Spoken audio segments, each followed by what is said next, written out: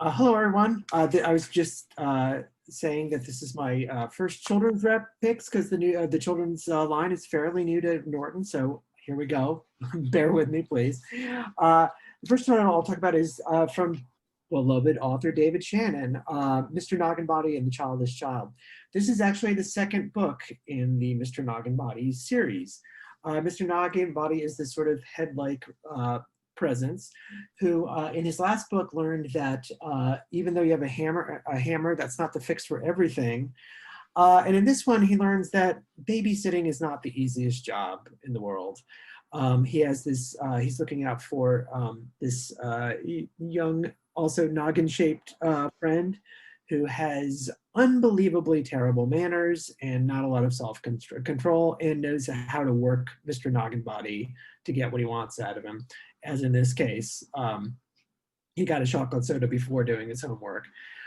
So they managed to sort of bond, partly because Mr. Noggin Body embraces his own inner child, which is never particularly hard to find. And they managed to clean up the mess just in time for mom to get home and be delighted that everything worked well. It's a lot of fun, I think, for kids who like a little bit of off-color humor. I think it's sort of perfect. There's some burping. There's some comments on burping. You know, they should be delighted with that. So anyway, it's a lot of fun, and it is David Shannon. So that's Mr. Noggin Body and the Childish Child. Next up is I think this is working out to be our big fall children's book. It's Every Night is Pizza Night by Kenji Lopez Alt, who is the author of The Food Lab, that monster cookbook that we had a few years ago. So this is about Pippo, a girl who's absolutely convinced that pizza is the best food in the world, and her long-suffering parents have this inflicted on them as well, because she makes her own pizza and they have to have it every night. You can see how thrilled they look in that picture there. And she keeps saying, well, pizza is scientifically the best. Well, finally, her parents point out to her, well, you don't really know that until you actually try something else. There's your father, like, longing for a grapefruit for a change. So luckily she does finally, because she is such a great science kid, she does finally get convinced that she needs to test out other foods. And the cool thing is she lives in this building that's this amazing multicultural, multi-ethnic building. And so she tries all sorts of different things. She tries bibimbap, tagine, red beans and rice, dumplings, and sort of what she decides. And she decides she actually loves all of them. And while she kind of sticks to her belief that pizza is the best food, she decides by the end that there are, in fact, many best foods. One of the neat things about this is, since it is from Kenji Lopez Alt, it ends with Pippo's pizza recipe, which is pretty kid-friendly, and so you could actually make it at home. So that's Every Night is Pizza Night with J. Kenji Lopez Alt, who's, by the way, whose social media is bananas. So, I mean, as soon as he mentions this, it's everywhere. Next up, Bearmouth. This is a young adult novel. It is sort of in the generally dystopian genre, but it's really, really well done. It's about a world of where children work in mines all the time. They don't even remember what the sunlight looks like. Interestingly, it's in its sort of own language that's developed. It's almost like the middle section of David Mitchell's Cloud Atlas, where the author has invented her own language, and it's pretty easy to decipher, but it's really very cleverly done. And basically, it's about the idea that this world finally starts to change because one girl named Newt finally asks, why is this? Why are we doing this? It's got an incredible, particularly British review attention, because it came out in Britain first. It won the Branford Bowes Award for debut YA novelist, which is a really big deal there. And also won the Waterstones Children's Prize for YA novels. So it's a really great read. It's harrowing but hopeful by the end, and the language is really fascinatingly handled. So that's Bearmouth by Liz Hyder. Next, yes. What a Lucky Day. This is incredibly cute. So a a bunch of animals are going out to go fishing. The stork and the black cat and the raccoon and the frog. I find these illustrations to be particularly adorable, and they see each other on the way out to fish, and they all, based on their sort of imagined prejudices, think that it's a bad thing that the other animals are showing up. So the stork thinks that the black cat will bring bad luck and they won't catch fish. Um, the um, the black cat thinks that the raccoon will steal all the fish because raccoons steal. They have a little mask, so clearly they must be bandits. Um, the raccoon thinks that the frog will give him warts. So he thinks that will cause. I mean, he doesn't want that going on. And then the uh, the frog thinks that the stork is going to show up with a bunch of babies and crowd up the dock. So, and they realize, well, first of all, their luck is fine. Everyone's luck is fine, but the fish, because they catch a lot of fish, and they suddenly realize that they were completely wrong about everything.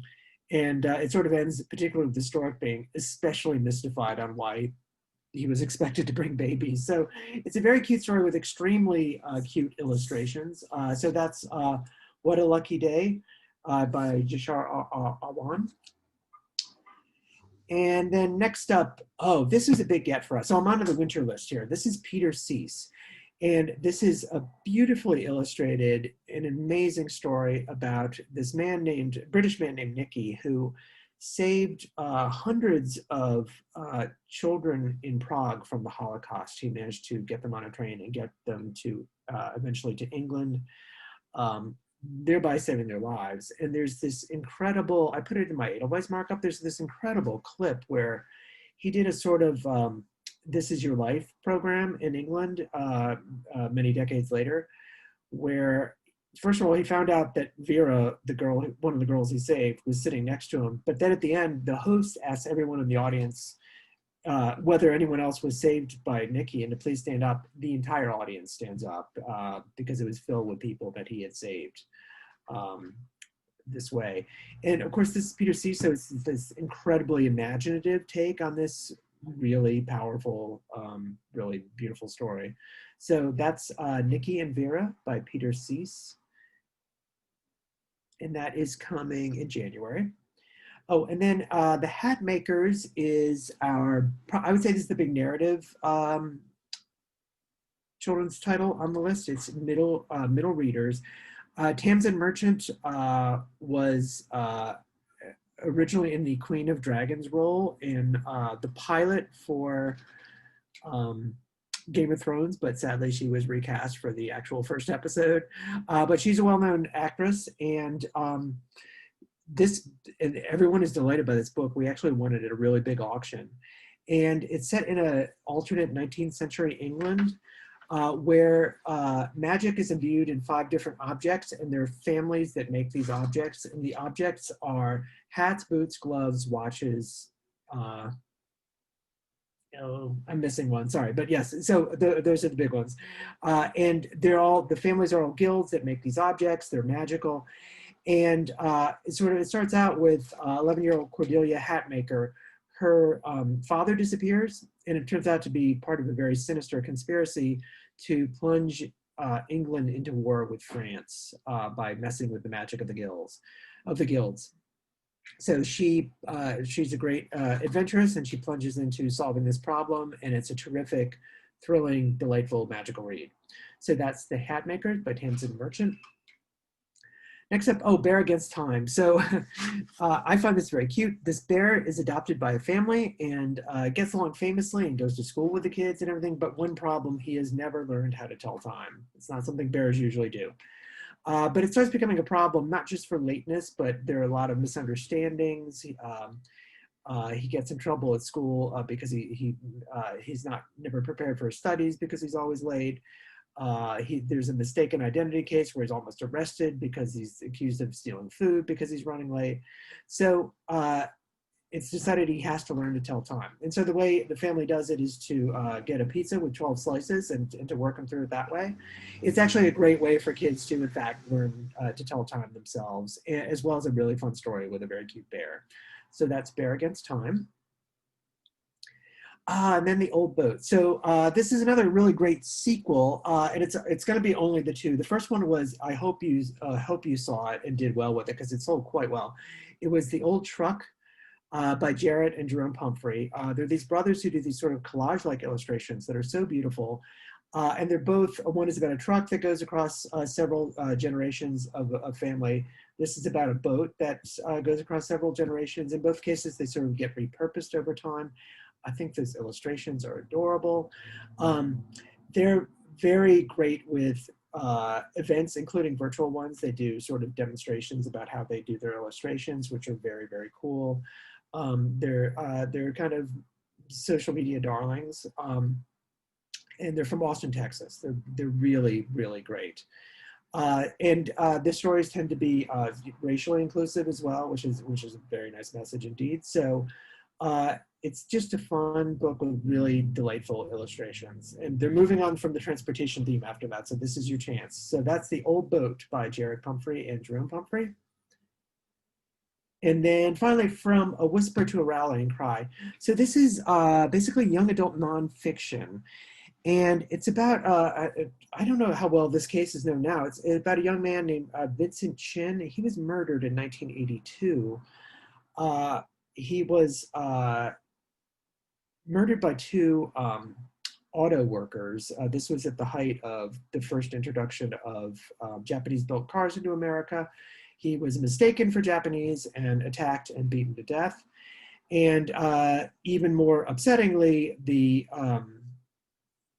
when his attackers were convicted, they were given a $3,000 fine and 1 year's probation. So this was considered disaster, and his mother led this incredible movement to recognize the ongoing problem of Asian hate crimes. It was finally taken up thankfully, by the federal government, and it was the first federal hate crimes prosecution on behalf of an Asian American victim. So it's a really amazing story and very compellingly told by Paula Yu. So that's From a Whisper to a Rallying Cry by Paula Yu, and that's also on the winter list that's coming in April. Thank you very much.